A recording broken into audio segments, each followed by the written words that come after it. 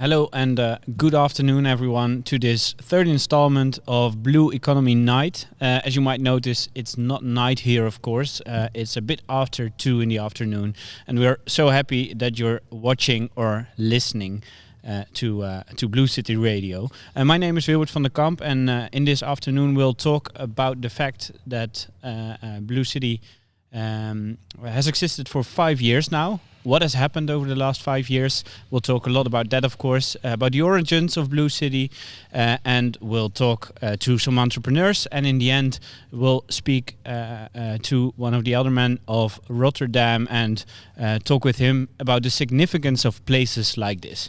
So we're also happy that you're watching. Of course, to kick this not night, but afternoon off, we'll speak to Gunther Pauli. You might know him from his talks about the blue economy, and not just talks. It's also really about acting, of course. And normally he's the presenter of this afternoon or night, but today it's me, and I'll talk to him a bit more about the importance of BlueCity and the blue economy, especially in the light of the current event. So. Good afternoon, Gunther Pauli. Can you hear me? I can't hear you yet. So we'll see whether that changes. Not yet. So bear with us for some moments. When we're trying to reach Gunther, he's not here with us. He's with us by phone. So we're still seeing whether we can... Yeah. Yes, I can hear you, Gunther. Good afternoon. How are you? Yeah, great. I'm doing very well. What a pleasure to be connected to a swimming pool in Rotterdam. Yeah, it's unbelievable. Are you close to a swimming pool there as well, or is it? How's the temperature there? Here it's about 3 degrees Celsius, but.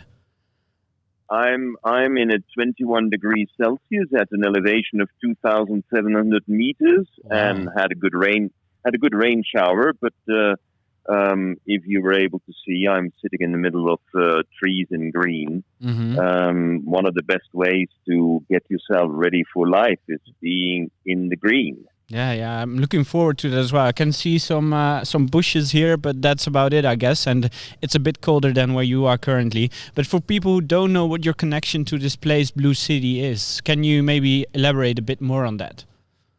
Well, first of all, I mean, I think BlueCity is, for me, a great inspiration. I mean, it's a place where people are not only putting money where their mouth is, but they're taking action where their dreams are. Mm-hmm. And I had the great privilege of learning to know Mark and Simon, and afterwards learn Wouter, even before BlueCity existed. So for me, I've been a very privileged witness of how an idea can come to fruition because people decide to do it. Yeah. Without a business plan, without really a strategic plan. And of course, that requires a different type of entrepreneurs. But the underlying dynamics since the beginning of BlueCity was the common good. Yeah. I mean, not just create a pile of cash for everyone to enjoy. It was from the beginning, let's do some good. I mean, this is really what life is about. You know, who wants to do bad in life? I mean, we want to do good in life. And that's what I sensed really, that the team that was first doing Rotterdam and afterwards was triggering this whole BlueCity development with now more than 30 companies all along the same wavelength. I mean, this is what life is about, and facilitating life and do good. Yeah, and you're closely tied into what is called the blue economy, and here in the Netherlands is the first day of the week of the circular economy. Can you tell us a bit more about what blue economy means? Well, you know, I've been fighting for the green economy for more than 35 years, and when I realized that industrial symbiosis, green economy, even the circular economy, basically is trying to take care of waste, trying to cluster companies together so that, a leftover here becomes a resource there. I realized about 12 years ago that everything that really is good and really is making a difference for you and me, our health and nature, that everything we're doing is more expensive. And I said, how this can be? I mean, who is the goddamn economist in charge of an economy where the good is expensive and the bad is cheap? So I said, this can't be true. And I trained as an economist. I started redesigning, and I discovered so many basic principles that have been applied before. And the blue economy, to put it very simple, is use what you have. I mean, don't go in this overconsumption all the time with advertising and with global sourcing and supply chain management. Simply get down to basics. Use what you have. Yeah. And use what you have to create value. Yeah. Don't try to be the cheapest in the world. I mean, any initiative where you're trying to be the cheapest in the world is going to create damage. Nothing you can do about it. How could you ever compete against the Bangladeshis or the Brazilians when you have a social system and you want to take care of the environment? You can only do it when you cut corners. Yeah. So I said, don't try to be cheap.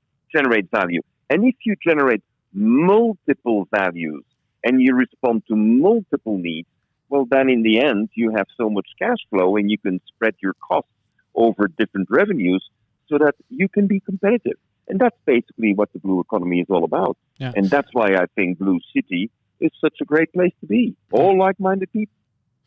And has when you look at current events at the COVID pandemic, for instance, has the blue economy maybe even gained influence, or has it become even clearer that it's really important to act in these ways? Look, if I observe big declarations like the Green Deal, then I see a lot of air. When I look at the sporadic declarations of national governments that they're committed to the environment, it's also a lot of air. But when I look at cities, communities, villages, when I see what people have to do to make ends meet now, I mean, they really are shifting towards the blue economy. I mean, in a few weeks' time, I'm presenting my book on Morocco. And we're looking at 10 different initiatives Morocco can undertake in order to generate thousands of jobs with what they have. And this is really where we need to go to. Look at a country, look at a city, look at a city quarter, a village or a block, and identify this is what we have available. Let's do something with that. And so my frustration, to be very honest, is that there is a lot of air at the high level, but there is so much more concrete initiative at the local level. And BlueCity is one of those examples. Yeah, and these places like BlueCity are very important, but why is it important to sort of have a physical place where people can meet each other, where entrepreneurs can meet up, where people can get inspired and get to act? What is the significance of places like this? Well, there are different levels, but the first level is the philosophy is do business as nature does business. You know, we have this now for 20 years. We're talking of biomimetics and biomimicry, but how does nature work? And nature works as an ecosystem. That means you need to create an ecosystem where people can indeed fertilize each other, cross-fertilize each other. It's not just about inspiration. It's about cross-fertilization. It's finding complementarities you never imagined till the day you've met. And I think, therefore, the physical structure where you are, where you can cluster, this is not about having an accelerator or a temporary office space with common meeting rooms. That is the basics of an office. But what you have is a place where you have a meeting of minds, where you have a cross-fertilization, and where new business models are being designed by working like an ecosystem. For me, BlueCity is an ecosystem. Yeah. It is where you have the mushrooms, and you have the microalgae, and you have the birds and the bees, and the trees and the bushes, And if you look at it from the outside, you say, what the hell do they have in common?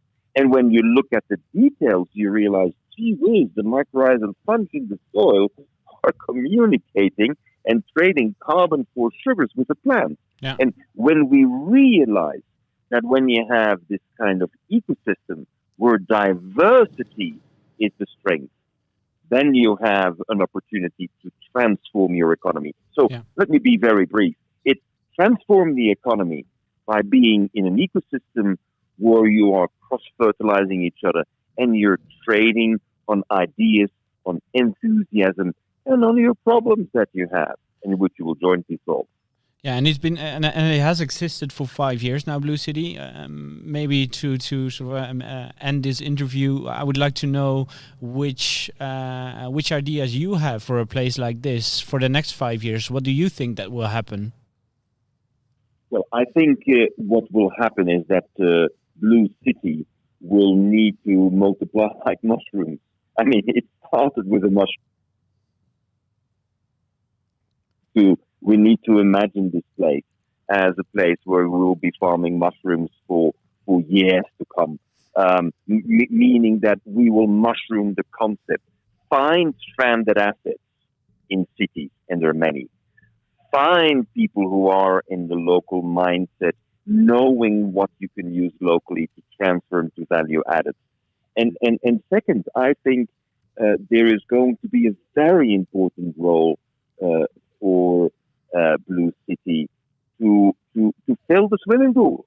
I mean, let's get creative. I mean, the swimming pool, this tropical swimming pool that wasn't meeting standards anymore and that went bankrupt. The swimming pool to me is going to be the great visionary entry to the transformation of the economy. Yeah. So to me, in 5 years, I'm not going to sit in a swimming pool of water. I'm going to sit in a swimming pool of gushing, really warmth of people, hearts of people, where business is having been transformed to be really the transformation agent for the common good. Yeah. It's great to hear from you, Gunther, and we're looking forward to meet you here again in this swimming pool, gushing with ideas. So thank you so much for calling in, and we'll speak to you soon. Thank you so much, and success, hè? Dankjewel. Thanks so much. Dag Gunther. And here at the table, Sabine and Wouter, welcome. Could you maybe introduce yourself shortly for the people who are listening to the radio and have no idea who you are? Sabine. My name is Sabine Biesheuvel. I'm one of the founders. I started BlueCity together with Mark and Sima and Wouter. Yeah, and Wouter, you were already introduced. Wouter what is, and what is your sort of function or your role here at BlueCity? I'm one of the founders, and I'm also with a foundation I started about 6.5 years ago. The lead investor in the project. Yeah. And BlueCity in this sort of form has been around for 5 years now. When you were at this place 5 years ago, did you envision it to be the place that it currently is? Sounds strange, actually. Yes, we were walking around here, and it took a while. But then, after a while, you see all the possibilities there are here. And you need to sit a bit closer. I heard, because there's a bit of noise around us sometimes, so we can hear you a bit clearer. Yeah. Like this? Yeah. We heard what you say, but now it will be even clearer.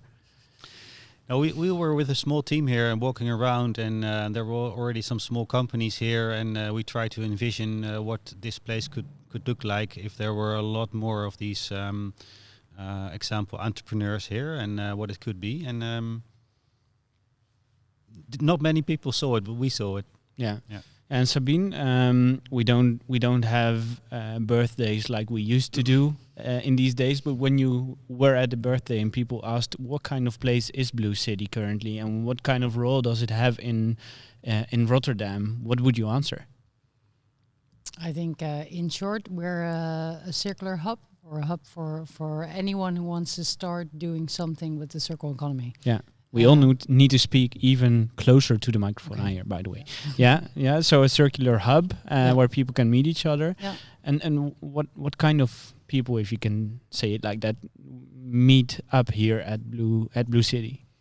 I think that people that seek answers on how to start and the want to, the most of them are already aware that we have some serious issues to solve, and but these are people that are intrinsically motivated to start either with their company or within their company, and yeah, that's basically how we provide the answers. Yeah, you already talked a bit about the challenges that you have at this place as well. What were some of the biggest challenges that you had to face over the last 5 years? Is it hard to choose? No, Yes, we don't we're think looking in at her. challenges. She's seeing a cloud of challenges now, and trying to find out which one is the biggest. To name a few, but yeah.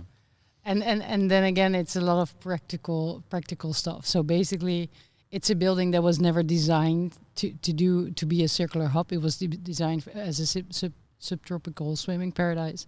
So to do a circular transformation there and experiment with circular transformation, the building there might be some energy gaps, I guess. Yeah. So that's a first. But I think then again, it paid back. All the effort we invested in it paid back in the amount that we learned about the circular economy, the stuff that works, that doesn't work, and that's not the kind of knowledge that is ready in reports. So it's hands-on practical experience.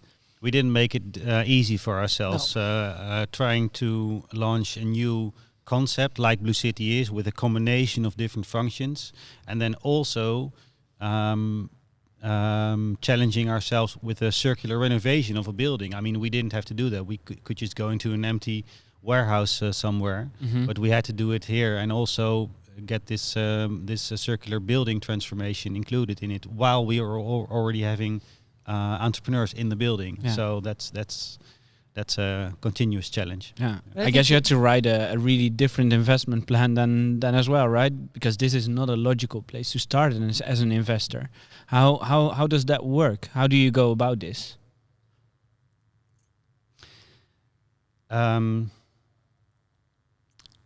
That's a good question. I think a project like this is too big and too uncertain to have a fully detailed plan of how it's going to work out in the end.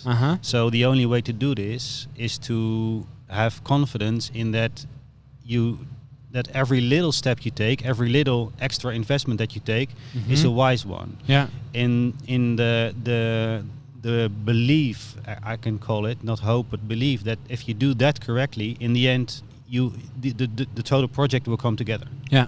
Of course, the first big investment of buying the entire building was a big leap, but as I said, when you can see the end result and you have faith in the team that you have, and all the small steps that you're going to take are wise steps, that's how you get there. Yeah. Not by step a big master plan that you think of for a year and then execute in the next 5 years step by step. That things like this don't work like that. Yeah, and it can be really difficult. Like you might hear right now, there's some noise outside, and there are we can hear it quite clear here as well. Welcome to our life. Last 5 years. Yeah. But it's interesting as well, because by sort of facing these challenges and trying to change stuff around you, the world changes as well. Yeah. And it's not just about the building; it's also about the entrepreneurs, right? Yeah. Because what does this building mean for the entrepreneurs and vice versa? I think the reason why we decided to buy it in the first place was the amount of sentiment that comes along with the building. And for us, it's a way to attract a lot of attention to the subject. So that's basically the reason. And we also host a lot of events here. This is why with those events, for us, it's not a goal in itself to have an event. Event spaces, but the most important thing is to attract a lot of business-to-business audience, and we connect them to the entrepreneurs. So that's one of the reasons why we chose this building. We use the event spaces as we do, and So not just about having nice events, but maybe events as a transformation or as a means to So change the world. everything is connected to the transformation and the transition that we're going to, and that gives. There's not a lot of entrepreneurs that can say they actually work in a building that is so intrinsically motivated to do the same thing as they do. So So the iconic value Yeah. of the building was important for us. It kind of serves as a stage for us to put on different players on this stage every time. To, in our opinion, the world has to see this player, and the world has to see this player, and that's why we use the iconic characteristics of the building to get as many people here to shove our story down their throats. Yeah. But and this building, in a way, has been important for the city for a very long time, even before BlueCity was here. What do you think? What do you think that is that the importance of this building and the people sort of inhabiting it is currently for Rotterdam? The importance of this building. Yeah. Why is it important to have a building like BlueCity and the community around it for a city like Rotterdam? I think it might appeal to the. I mean, a lot of people have memories here. We get stories all the time of people having parties here in the former dance club, or having their first kiss in the swimming pool, or and I think it appeals to their fantasy of a bright future, and that things can change for the better. And I mean, usually buildings like this that lose their function get torn down, and then they build a big flat of apartments. Yeah. So the most financial value out of a certain surface area of land, and we hope that this will appeal to a kind of hopeful future, and I think it does. Yeah. Yeah, and it has existed for 5 years now. What are the plans for the next 5 years, Sabine? the next 5 years. Do you have a plan, or is it still step by question to step? answer in Corona times. I think well, we're definitely going to transform the building even more. So we're going to develop a circular short stay. We're going to develop an event space. I think we're going to continue with the online activities that we do, because like Gunther already indicated, we're probably going to look on to replicate the model to other cities. So that's something we're exploring, and we'll probably have more time to do so after this little year. I think the most important, I mean, the core goal of BlueCity is accelerating entrepreneurship. So building more circular businesses, and not only building them, but helping them succeed. So that's what we hope to focus on even more in the next 5 years, to get more circular entrepreneurs in the building that succeed. Yeah. And has the last year has it sort of given new opportunities for BlueCity, or has it just been a really hard time? Well, I think Both. the Both, transition to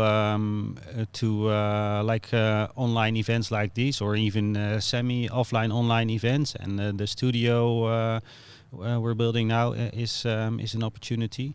And of course, when you're in a renovation like we are, I mean, I think we had about 40% of the building now we're done, but we still have to do 60. So this is we've been building a lot the past year, and in a way that, while still our entrepreneurs, they still are bothered by it, but not as much as we would have in normal times. Yeah. Yeah. And are there there's been a lot of building that you've done over the last period, because I guess there were less people in the building as well. What's going to when we're maybe sitting here in 5 years? What's going to happen, you think, or how will it feel? You talked about an event space, about hybrid events, about circular short stay. Will the atmosphere still feel the same in 5 years here? I think so. Innovation is the core of our business model. So I think BlueCity will probably in 5 years focus more on the regenerative side of resourcing and resources. So our lab that we just opened will have a much more prominent place in BlueCity, and hopefully we work together with other spaces, other warehouses where a lot of companies have actually scaled, grew out of BlueCity. I hope that if that happens, then I think we can say we're successful. Yeah. Are there more initiatives like this all around the Netherlands or maybe Europe, worldwide, that were inspired by BlueCity? Yeah. So one of the coolest examples I can give is an initiative called Innovation Barn in Charlottesville, which is an example. They basically came with an entire crew visiting here, and they just started. And well, they started in a warehouse, which made it a lot easier for them to start. But they're doing really well. So and this is what I find super fascinating, and what Gunther also talked about is there's a lot of similar innovation happening in bigger cities. So. I think that's a great opportunity for us. Also. Yeah. And what are you looking forward to, Wouter, for the next 5 years? Is there maybe one thing like the circular short stay or maybe finishing the renovation? I think my focus has always been to find the balance between the impact we try to accomplish and the financial solidity of everything. I mean, it has to be. There has to be a balance between ecological and economical sustainability, in a sense. So I'm all for the. I think the impact goals and ecological sustainability, it's in everybody's DNA here, and I think my responsibility is to also make it economically sustainable. Otherwise, it will be all for nothing. So. I'm looking forward to bringing all the functions we have even more together and let them enhance each other, so that there will be, and it's also kind of a blue economy thought, to have multiple cash flows and to be resilient in a way. So I'm looking forward to making BlueCity even more resilient in also in an economical way. Yeah. Thank you for being here. It was so interesting to hear more about BlueCity, where it came from and where it will be in 5 years. So I'm looking forward to meeting you again in 5 years and seeing how it sort of changed. Anything we said made sense? Probably not. I think so. Thanks so much. We'll speak to some other people about good growth next up. So that might be interesting as well. Thanks so much. Thank you. And like I said, next up, we are talking to Gijsbert Koren. He's the founder of Steward Ownership, and we'll talk to him about good growth, like we talked about some minutes ago with Wouter and Sabine.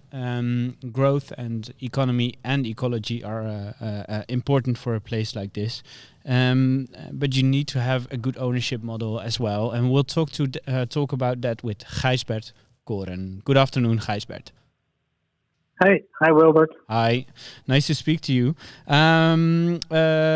You're currently not here, of course. Where are you? I'm at home in Zutphen. In Zutphen, okay. And to give people an idea of what you're working on, I already spoke a bit about the concept of steward ownership. Can you tell us a bit more about what it's all about?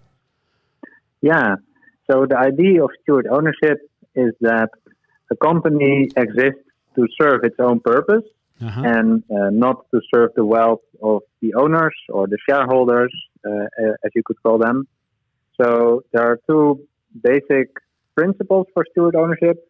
One being that voting rights of a company cannot be sold, and they are held by the company itself. And the second principle is that profits serve the purpose. So instead of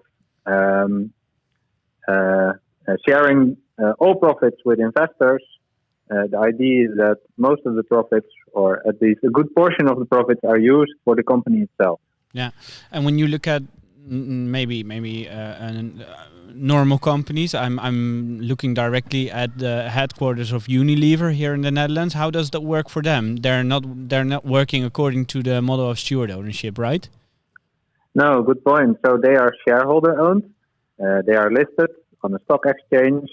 And if you buy enough shares in Unilever, then you can actually use your voting rights. And, well, what most investors tend to do is that they use their voting rights to increase the short-term profits of the company and to turn those profits into dividends for themselves, so they can get a better return on investment for themselves.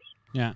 But steward ownership is a wholly different model, Dan. But isn't it also really complex to have, for instance, different cash flows in one company, look at both ecology and economy, like Wouter said? How does that work? How do you keep them in balance? Yeah, so I think for distant shareholders, so if you are a shareholder in Unilever, you don't have a real grip of what Unilever is doing and who the clients of Unilever are and how the products are made. So you are an owner that, cannot act responsibly, so to say. You have no idea of what's happening at the company. But if you are an owner that is actually really knowing what's happening on a day-to-day basis, you are able to act in a responsible way. So the idea of steward ownership is also that if voting rights are not in the hands of distant owners, but actually in the hands of the company itself, and temporarily in the hands of stewards that actually guide the company, then what you might recognize if you're an entrepreneur yourself, you do actually see the impact of what you're doing, and you do actually see how you can socially or sustainably or ecologically improve your positive impact. Yeah, and when you look at BlueCity, for instance, how do you see that in a building like or in a building? It's not only a building; it's also a group of people working on a better world, a more circular economy. How does that work here? Yeah, good point. So if you're working on a blue economy innovation, or however you want to call it, I think as an entrepreneur, you will find it really important that you're working on this mission, right? So that's the reason why you start a company that's working on the blue economy. And if you're looking for capital for investors, and you actually sell shares and also sell voting rights, what could happen is that in the end, you step by step, you sell the steering wheel of your company. So what could happen is that an investor, if they have enough shares, takes over the steering wheel, is that they, don't look for impact anymore, and they don't look to actually realize the blue economy principles, but, they actually will realize their own financial gain. So I think especially, but not only, but especially for companies that are working on sustainable goals, it's really worthwhile to look at your ownership structure. Yeah. And if you look at it in that way, which concepts are important? I guess it's about solidarity, it's about sustainability, about equal rights as well. But which other principles would you see in a model like that? Yeah, I think it depends. It totally depends on the entrepreneurs and on the company itself. So with steward ownership, not the owners, but the company is the most important stakeholder. So it's not exactly the same as a stakeholder ownership model where you would include all stakeholders and give them voting rights. But what you do is that you make the company most important. And so it depends on the mission of the company, if it has a stronger focus on ecology or on social values or on something else. So it differs per company. Yeah. So it also, you also look at the sort of the mission that you have as a company, and that changes the model as well. If we would only, or in an ideal world, maybe we would mostly or maybe only have a stewardship or steward-owned companies and not shareholder-owned companies. What would the world look like if we would have more, or maybe just only these companies? Yeah, good point. Well, in Denmark there are quite a lot steward-owned companies, and there has been quite some scientific research into the impact of those companies. So if we would translate that, you would see that steward-owned companies, they don't focus on short-term profit. They rather focus on realizing their mission, which also means is that they invest heavily in innovation, which also means that if a crisis comes along or if the market changes in any other way, they're quite well able to adapt because they're not so specialized as a company that only wants to make a little more profit next quarter. So what you also see is that steward-owned companies are more profitable on the medium term and on the long term if you compare them with other privately owned companies. So, well, what you would see if all companies in the world would be steward-owned is that companies wouldn't be less profitable, but they would be way more responsible. And I think companies would be even better change agents towards a blue economy or towards a more sustainable future. Yeah, sounds like a great plan. Let's do that. That would be great, Gijsbert. But I guess we've learned a lot about it, and are looking forward to having more resilient companies as well. So thank you so much for your explanation, and we're looking forward to hear a lot more about steward ownership. Thank you so much, and have a great afternoon. Thanks, Wilbert. Thanks. And here in the studio or in the swimming pool is Mark Slegers from Rotterdam. Rotterdam was the first company that was based in BlueCity, and has been of a great importance, I think, for BlueCity as a whole as well. Mark, welcome. Thank you. Thank you very much. You listened in to the conversation with Gijsbert. What do you think about it? About these companies who are or that are steward owned and not shareholder owned? Yeah, really inspiring. I contacted Gijsbert as well as soon as I heard about it, and I think really everybody should look into it and see what it meant for every company. I mean, you need a purpose, especially in this time. Yeah, it's also great to have a conversation like that while they're looking directly at the Unilever headquarters. Definitely. It's a funny thing to do. But Mark, Rotterdam, what kind of company is it? Urban farm. We make use of the waste of the coffee beans served in public spaces most of the time, and we use it to grow oyster mushrooms on it. So we reuse waste streams into food. Yeah, and how long has Rotterdam been around for now? We started 2013, and so already quite a long time, 7.5 years ago, almost 8. Yeah, and you didn't start here at BlueCity then, but you started in the building before BlueCity. Is that the case? Yeah, definitely. Yeah. A few other companies like the Aloha Bar and some other entrepreneurs. Okkerhout. We started as anti-squatting in the building. It was standing empty, and my compagnon Simon saw this as an opportunity to start a mushroom farm in the cellar in the beauty salon of the building. Yeah.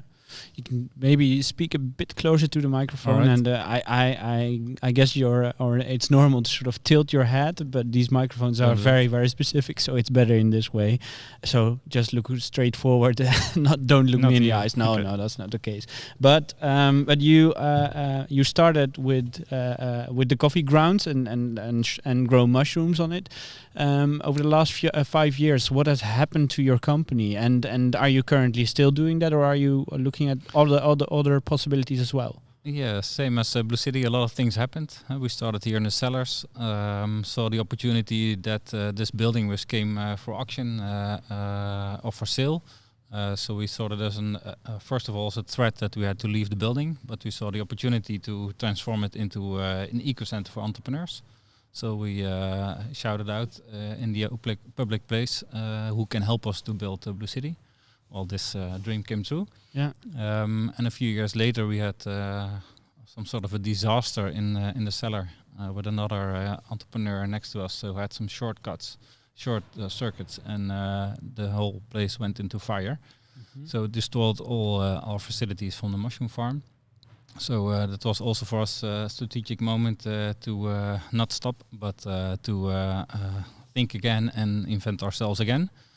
So we restarted the mushroom farm, but then on a bigger scale and outside of this building. And I think that also fits in the concept of BlueCity, to make sure that it's possible, show that it's possible, and then to scale up somewhere else. Yeah. And that's what we did. So we have a mushroom farm on the other side of the city that has 8 mobile mushroom units and is a perfect urban mushroom farm to also scale that up in different cities and all over the world. Yeah. So And you started on working ideas with the coffee farmers themselves as well, right? Because and I think it's an interesting step because you're sort of working on the in the local economy, working with coffee ground from or ground coffee from cafes nearby, and now you started acting worldwide. How does that work? Yeah, a few months ago, Gunther contacted me to look into the coffee chain itself. And with Rotterdam, we only look at the end of the chain. But if you look at the beginning of the chain, where the coffee is coming from, you see that the coffee bean is used only. But if you look at the cherry, cherry is not used for the farmers, so it's sort of rotting away with the farmers. Yeah. And not some guys, the company Coffee Pixels in Latvia, they came up with a solution to also use the cherry. That's called cascara, combined with the coffee bean and transform that into an edible bar. And that can replace the whole way we drink coffee. Yeah. You can now eat coffee. Yeah, and is that a more efficient or a more sustainable way, or is it just tastier? No. It's different things. I have them here as well. You can taste them. I can try one. The nice thing about the coffee cherry, a lot of people don't know that, but if you look at the nutritional value of the coffee cherry, there's a lot of antioxidants, a lot of fibers, a lot of proteins are in the cherry. And if you use that material and combine it, for example, with gooibes, superfood, this is much higher on levels on antioxidants. So it's much more healthier for you to eat also the cherry. And by that, you give value to the farmers. So the local farmers, coffee is one of the biggest commodities in the world. And the cherries are rotting away, so they're not get paid to also use that product. They already have it. If you start to give them that opportunity to make more money, then you can transform the whole coffee industry. Yeah, and it's really tasty as well. Can people buy this somewhere currently or not yet? There's a small issue because the European Union is protecting their citizens at the moment, and cascara, the cherry, is not put on the list that is being consumed for the several years ago in Europe, so it's officially not allowed to consume it in officially Europe. Eating something illegal now. Yes, definitely. How does it feel? Yeah, it feels great. yeah. But currently it's not on the list, so you can't import it. But will that change? You think? Yeah, we are applying for legislation for the European Union as well. So we're now focusing on the other sides of the world, so United States, Asia, that side of all the story. We're selling it. We're preparing to sell it there as well. Yeah. And when it comes to the European Union, will you be able to produce these products yourself as well? What are your plans? Yeah. We're setting up the company now, mostly looking into creating much value with the farmers as well. So make it as local as possible to create the most value with the farmers themselves. So make the technology quite easy, accessible, so they get paid the most. But probably we're gonna set up a few factories all over the world to make the end step, to make it more suitable for the last step for the clients. But yeah, if it's possible to make the production locally, that would be the best. Yeah. So and that would mean that that most of this bar would be produced there at the place, and then it would be sold here. Yeah. Yeah, but and having and working on a sort of global scale while thinking in circular ways, how does that work? Is it just about bigger loops, or is it about scale as well? How do these concepts sort of? Yeah, but that's also how we looked at it from Rotterdam side. I mean, you can act really local, but think global. But then on a different way. So and Pixels is a little bit different because we're gonna have a logistic chain, of course. But with Rotterdam, we exploited the knowledge, so people can set it up in their own community instead of transporting coffee waste or mushrooms all over the world. Yeah. It's not smart to do that. With Coffee Pixels, we do it a little bit different because we are more global, because coffee is still not be able to grow here.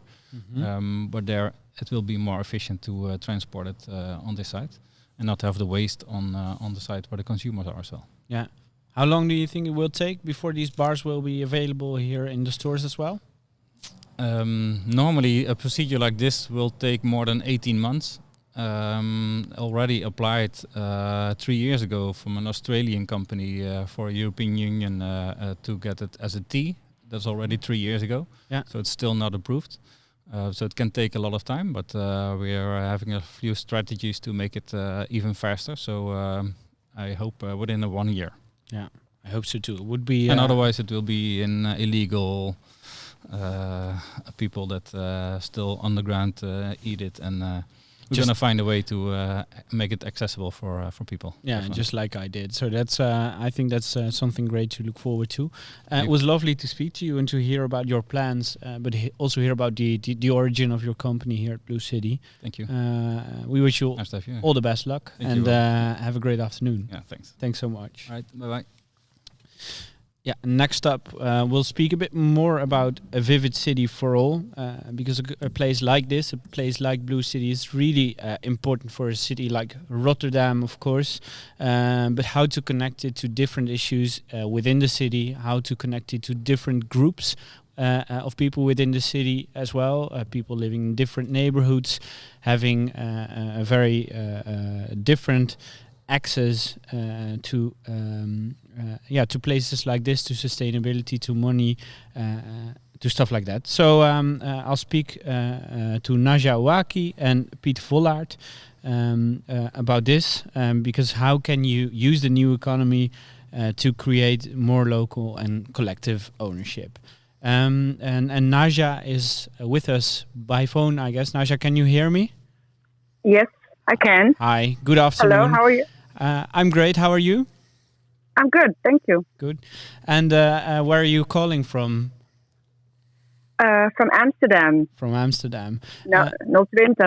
020, yeah, and we're in 010 here, of course, 010. But can you tell us a bit more about yourself and what is your connection to Rotterdam?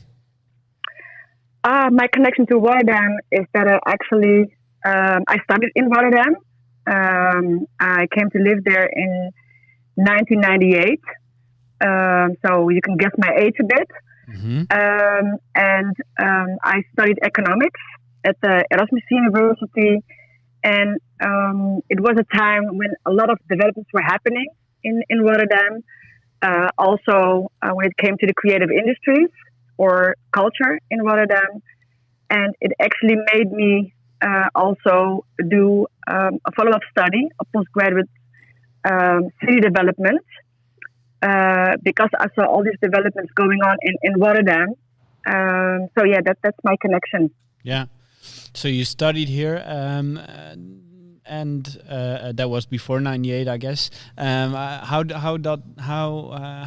does your study sort of? How do you look at your studies at that time and the times we're living in right now? Is it really different, or did it not change that much? No, I think a lot has changed. When I was studying in Rotterdam and I started to study about city development, the dominant narrative was to actually invest in arts and culture, to make the city more attractive for international talent, companies, as a way actually to support the local economy. And by doing this, eventually the whole city would profit. This was like the mainstream narrative at that time. I think it was around 2003, 2004. So names like Richard Florida, who wrote about the creative class. And this was also a strategy that was adopted by the city of Rotterdam. Yeah. And I think in most cities it's still the dominant vision of city development. But yeah, at the same time, we notice increasing inequality in cities. We have, of course, the big challenge of climate change. Like even Richard Florida, who wrote the book about the creative class, actually a couple of years ago he wrote a book called City Crisis, and he was warning about the increasing inequality. So I think in the last 15 years, it became clear that the strategy, the dominant strategy in supporting the international position of cities would lead to better cities. I think that is something that we got to know. That's actually not the case. And there is an urgency actually for new strategies, a new vision on city development. Yeah. And how do you go about that in Amsterdam? Because you're currently working on it in Amsterdam. Sort of which initiatives do you employ to work on this? I think in Amsterdam, even though the current city, how to say, bestuur. Sorry, I can't think of the English name. They really try to work towards a more inclusive city, but at the same time, you see that letting go of the old economic narrative, which is who steers towards economic growth and wealth, is still the case. So we want a more inclusive city, but we still try to do this within the old economic narrative. And this is also like a current discussion within the city of Amsterdam. And maybe a project that I can mention is a project that I did in one of the streets in Amsterdam called the Javerstraat, which is located in an inner city neighborhood. Like every inner city neighborhood, it's mostly a multicultural, really diverse neighborhood. And the city had invested a lot in public space and renovating houses. And it actually also had an impact on the development of this shopping street. But the whole idea of making these investments as a way and then to see like this so-called trickle-down effect happen. So when you look at the current economic narrative, the idea is if we invest in economic growth, translated into the city, if we make it more attractive, if we are able to attract investment, then eventually everybody would profit from this development.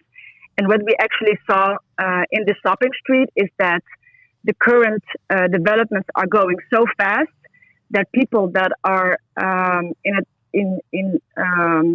a certain social economic position are not able to actually catch up with this development. So in the end, then you see speculation coming up, speculation within the real estate market, but also speculation when it comes to horeca permits, which actually are worth money, is that the street becomes to develop towards a monocultural, setup. Yeah. So you lose a lot of the shopkeepers that actually bring added value, that are connected with their communities, are not able to actually survive within this economic paradigm.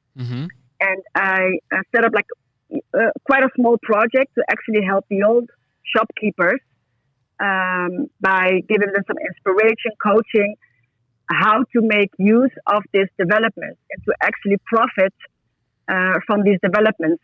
But it's not something that happens naturally. So in that sense, I wanted to show to actually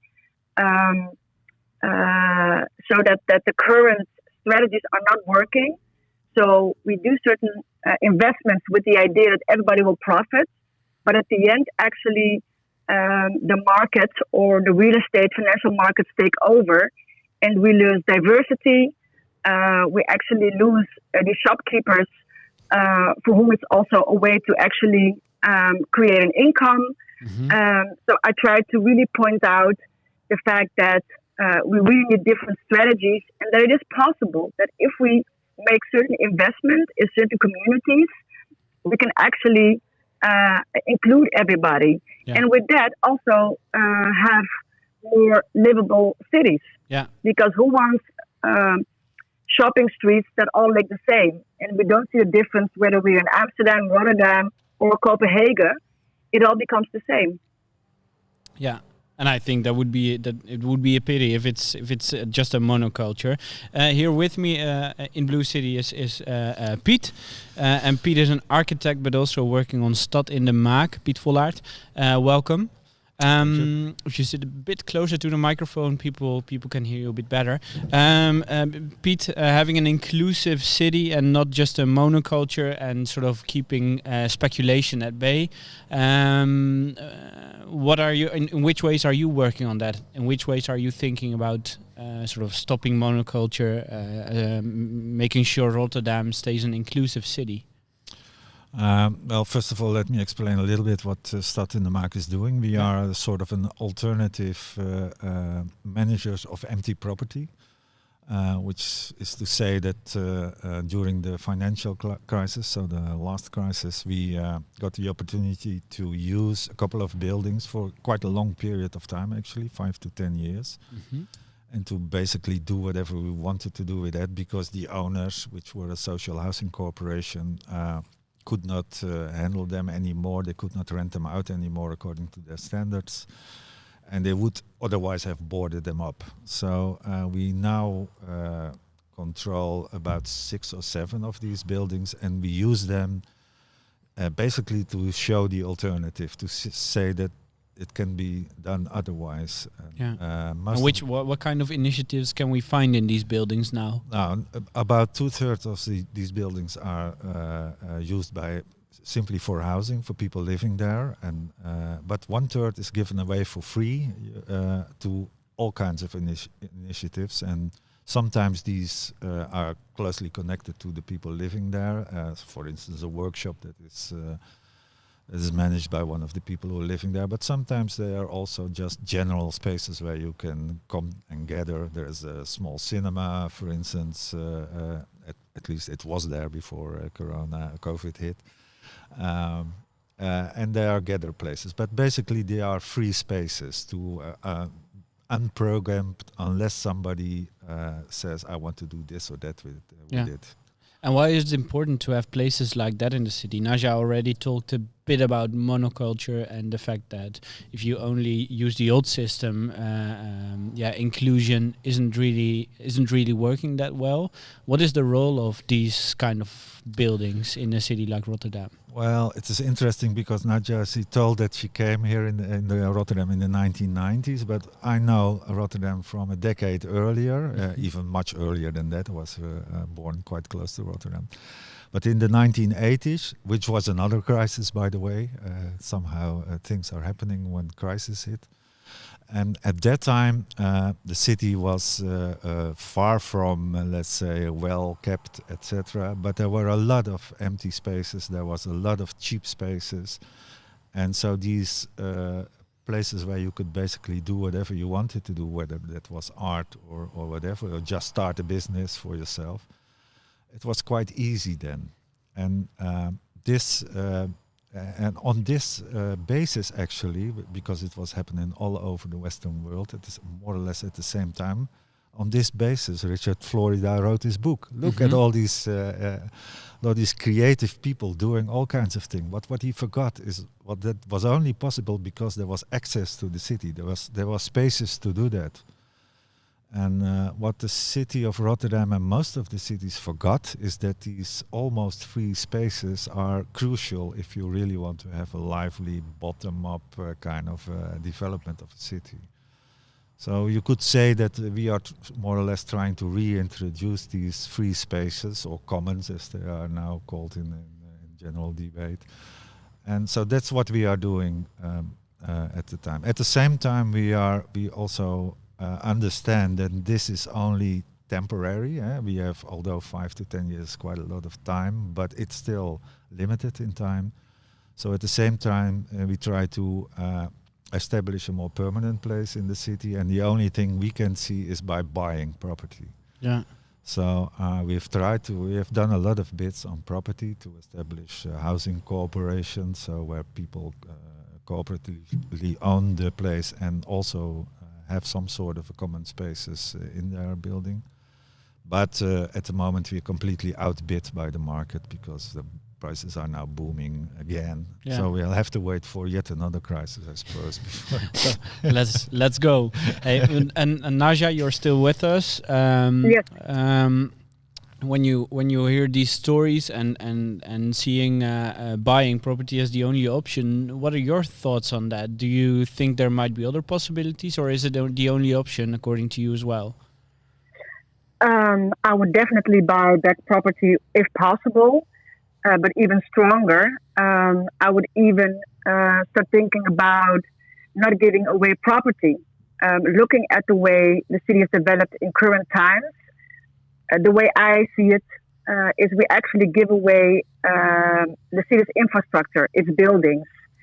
And these buildings become more and more financial objects. So it's not that we actually build for certain functions or that we build for communities. We build and then the financial markets take over and then we actually lose control. Yeah. So I would not like to speak about free spaces because then it becomes, how do you say, an uitzondering? I'm sorry, I can't think of English word. Yeah. Exactly. Well, for me, it's really looking at the current situation, how real estate works within the financial markets, and to really start reclaiming the city. To also, beside having cheap spaces, affordable spaces for arts and culture, but also for business. Yeah. Looking at Amsterdam, we really see that, like, even small businesses, like if you are an entrepreneur who actually wants to bring value, for instance, you love cheese and you want to create like the best cheese shop to add something to the community. So you bring something and you earn money. Even this kind of entrepreneurship has less and less space because it's about the financial revenue is so much bigger. And this is so we compete with financial values instead of the value that it brings to the city. So in that sense, I really urge for an shift in the economic paradigm. Yeah. Because then it's not about creating exceptions, but really creating an economic infrastructure system that steers towards multiple values, that creates wealth for the city, for everybody, not for an accepted kind of group. So yeah, we really need this shift to actually start creating the society that we all foresee, which is more sustainable and more inclusive. But it's actually not possible within the current economic paradigm. Yeah. And Piet, you already said maybe we need another crisis to move into that paradigm. Do you think there might be sort of less extreme steps that we can take as well to move into another economic paradigm? Now, let me first explain that we are not buying property, let's say, to play the market game, but actually to take them out of the market forever. So when we buy property, or when we are given the chance to buy property, to acquire property, we can also steal it or be given. Yeah. But anyway, when we would acquire property, then the first thing we would do is to, by law, make it impossible to resell, because let's face it, the fact that this constant buying, selling of real estate property and land, which is actually much more important than the property on top of it, is the current reason problem. Why it is unaffordable by now. And of course, we would very much like, and we have urged the city government here in Rotterdam to stop selling their property and to stop selling their land. And they do that, unlike Amsterdam for that matter. But as long as they keep on this policy, the only thing we see is, except stealing, is to buy it ourselves and to somehow steal it away from this speculative market. Yeah, forces. And not only for the short term, but also to keep forever. It away. But how does sort of keeping it away from keeping property away from buyers forever, how does that work? Well, we are part of a small group of people here in the Netherlands, which is called Vrijkoop, but it is actually the sister organization of a German Mietshäuser Syndicaat, and they have been in existence already since the early 1990s, and they started from the squatter movement, from people buying their own squat which has happened in the Netherlands too quite often, really. But they, unlike most of the, let's say, legalized squats in the Netherlands, they formed a sort of an umbrella organization, and to exactly do that, to make sure that it is never sold again, and also that the people who are living there cannot make a speculative profit from just living there, because that is what often happens. After a while, they all think, "Hey, now this house we're living in is extremely expensive. Now let's sell it. Let's sell and move to I don't know where, Barbados." Yeah. So they made something where you can it's fly quite now, it's a legal thing. Really, is it's too difficult to explain now. But legally, it is almost impossible to sell the property, and they have now about 120 or 130 of these cooperative housing projects in Germany, and not once in all this time, on these 30 years, was one sold. Yeah. So it actually does work. Yeah. And which sort of added value, or which different values than in the normal market do you discover in places like that? What happens with places like that? In general, it is quite a well-known fact, and also research is that when groups of people are living together, whether they are commune-like, or whether they are group woningen, as we know them in the Netherlands, or whether they are housing cooperatives. Yeah. That's basically because of the sort of people that are living there. They're almost willing already to cooperate, and they also do that quite often in their local areas, in the neighborhood. So they're willing to do a little bit more for the neighborhood. Yeah. And if only because of that, they have some sort of value for the neighborhood too. And as soon as you explore that a little bit more, for instance, our workshop in our street can also be used by the people of the street. And we have the washing machines of our house there. We have it on the street, so it's also for use for other people when your washing machine is broke. Now even because they know they can wash with us, that some people, when the washing machine was broke, they never bought a new one, but it came washing to us. So we are a sort of a small laundry facility for the street too. Yeah. And these kinds of small things that can do a lot for, let's say, the liveliness of the street itself and the livability of the street itself. Yeah. And Naja, I think in your project in Amsterdam, you can see some of these sparks of light as well. Maybe you can inspire us with some stories or something that you learned in the neighborhood where you work. Which connections that normally wouldn't arise do you see there currently? Just maybe take it like one step back. I think in general, that it's really important to start relating to the different groups within the city, different communities. So looking for at the BlueCity initiative, which is about creating a more circular, sustainable economy, also a lot around food. So if you would take this objective and look and try to relate this to Rotterdam, to its communities. Rotterdam, for instance, has a really big working class compared to Amsterdam, and there's of course also a lot of inequality.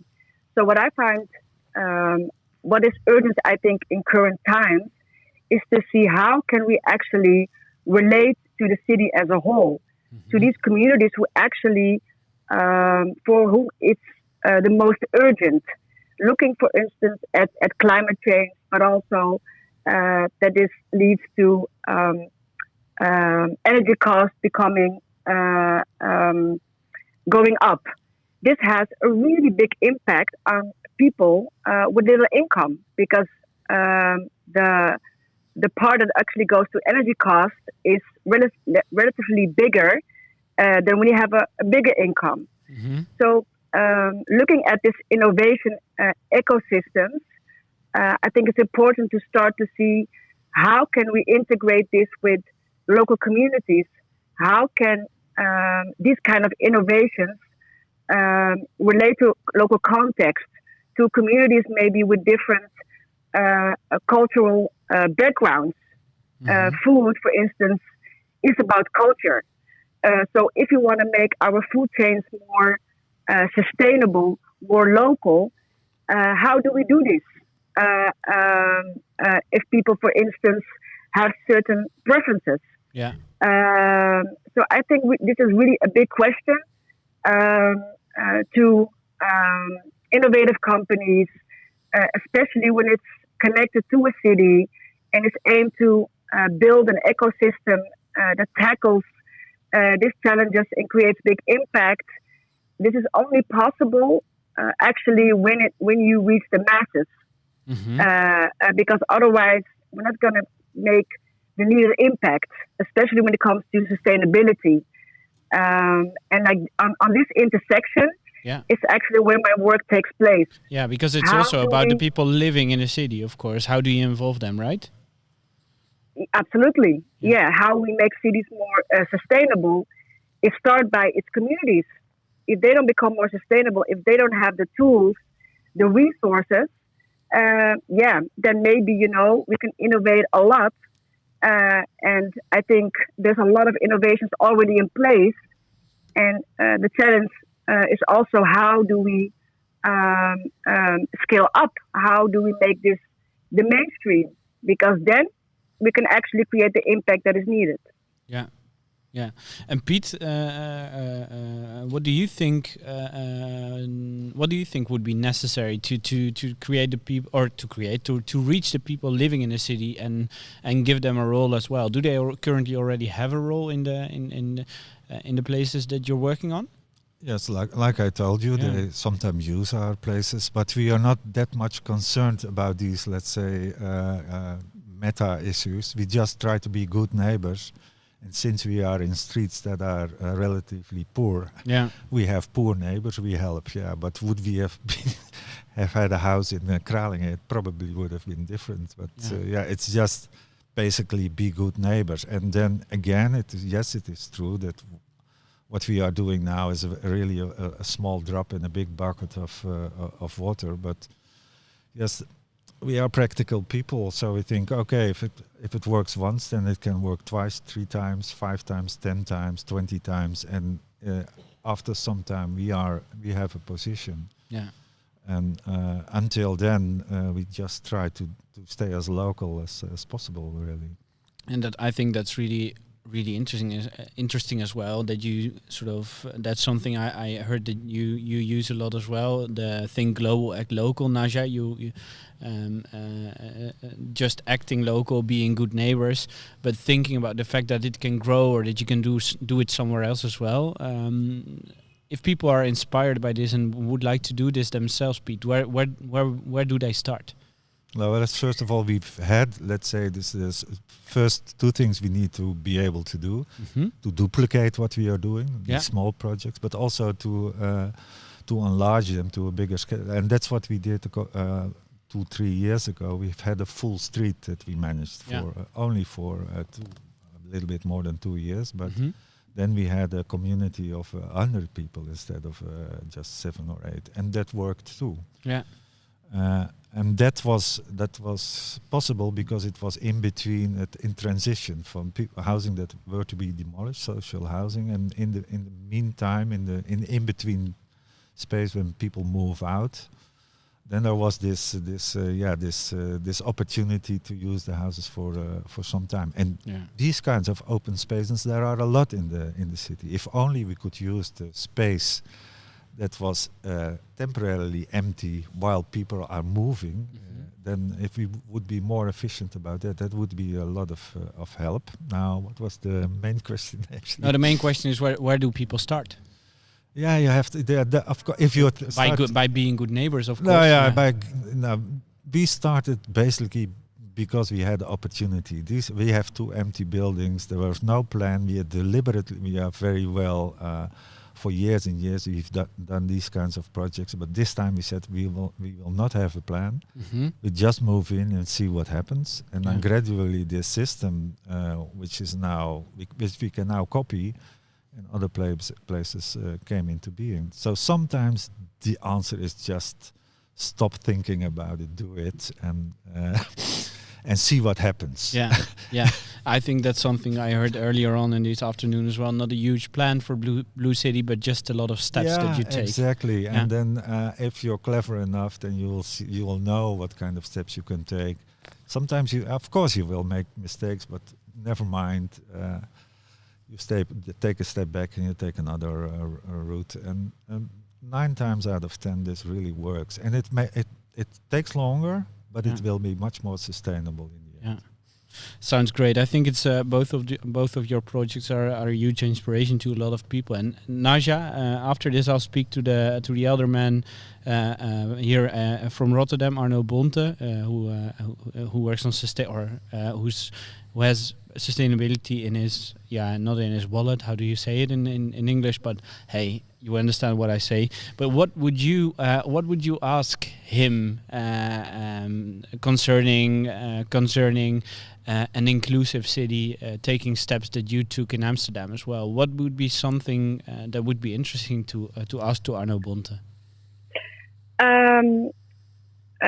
What I would say is to maybe not take the example of Amsterdam. Mm-hmm. Like a strategy Amsterdam is actually following is leading to monoculture, increasing inequality. And I think Rotterdam still has the space and time, but also real estate, neighborhoods that still have to be developed to do it in a different way. And in that sense, actually what just was described by Peter, to really turn it around, to not be dependent on international investment but to see what local communities need, how to create spaces, possibilities for more grassroots development, and to start steering on impact instead of just thinking that if we create a wealthy city, things will become better. Yeah. Because I think cities around the world have proven that this isn't the case. So Rotterdam still has the chance actually to make a 180-degree turn and to start developing its city by and for its people. Yeah, I think it's a really interesting question. It's almost, how do you keep Rotterdam from becoming an Amsterdam? I think that's an interesting question. Thank you so much. And Piet, what would be the question that you would like to ask to Arno Bonte? It would not be a question. It would be, let's say, an advice. Stop selling municipal land and municipal buildings, because if you really want to make space for grassroots development, etc., you need space, and almost all the spaces in the city are already way too expensive to be able to do that. Even if the municipality itself sometimes has to rent spaces at incredible prices. Yeah.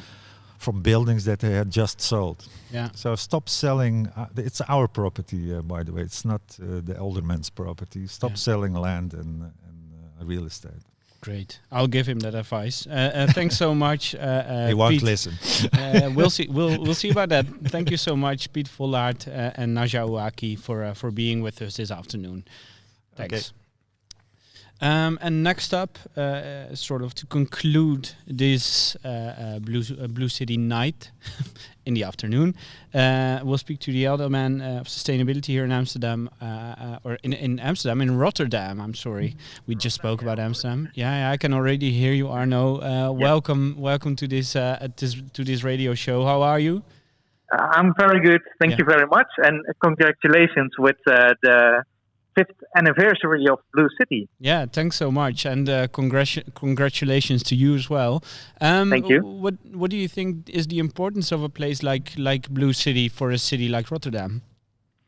Yeah, for us, it's since we are a city with ambitious goals if it comes to fighting climate change, but also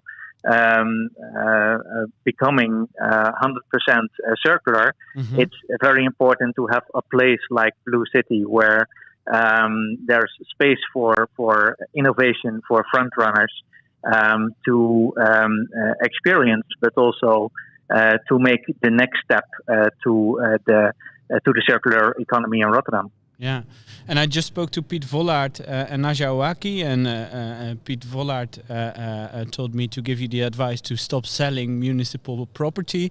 But Naja had a question as well, and her question was, how do you keep Rotterdam from becoming an Amsterdam, maybe a less inclusive city, more of a city with more monoculture in a way, to say it like that? What is your vision on that? I think I'm not. I don't think we have to worry about that. Rotterdam is a completely different city, and also with a completely different mentality. Yeah. And I think so. It's not by coincidence that we have BlueCity in Rotterdam instead of Amsterdam. Yeah. I think, especially in a city as Rotterdam, we have this. Also entrepreneurial spirit combined also with idealism. Yeah. So I'm not worrying that we will become a second Amsterdam. Yeah. So I think here there's a lot of space for companies and entrepreneurs that we see in BlueCity. Yeah. And how do you see the combination of growth or becoming a better city and sustainability or circularity, maybe even? How do these work together? It is a continuous challenge. Of course, we still have the big companies also in the port that are more based on an old vision on the economy. And at the same time, we have an ambition as a city to become the front runner in sustainability. Yeah. And I'm very proud that last year, together with more than 100 companies and organizations in Rotterdam, we made the Rotterdam Climate Agreement with the first steps towards this sustainable, future-proof city. And circularity is a very important part of this sustainable vision for the future. Yeah. And how do the inhabitants of Rotterdam play a role in that? I guess you need them as well. Which steps can they take? They already take not only small steps, but also bigger steps if it comes to becoming more energy efficient, but also to take part in creating a more circular society. And I also think that I don't believe in all the citizens of Rotterdam, or a lot of them are also entrepreneurs or working at companies, so they can also play a role in their professional life to add to this sustainable goals, and I know that a lot of them already do. Yeah. So both as an inhabitant and in their professional lives, they can take a lot of steps, and right. And a place like BlueCity can play a role in that. Do you think it would be a good idea for a city to have more places like BlueCity? Yes, and in fact we already do. Of course, not copies of BlueCity, but we, for example, have De Kroon in Delfshaven. We have a Plant One in the port area. So these are we need these places where creativity and innovation can also bridge with the existing businesses and create together this new economy. Yeah. So we do have more places, but especially for the circular economy, I think BlueCity is very important.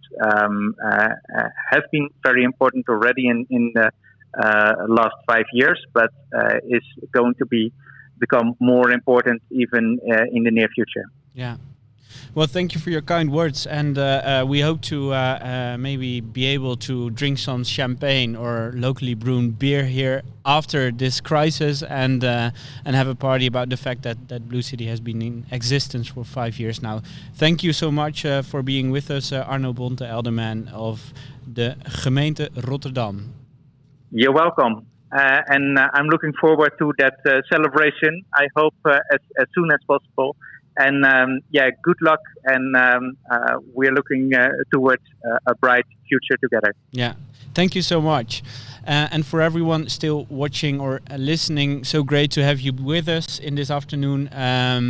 We'll still be here in 5 years, of course, and we'll see what has happened over the last 5 years. For now, have a great evening and a great afternoon as well. And we hope to see you soon here at BlueCity. Thank you so much.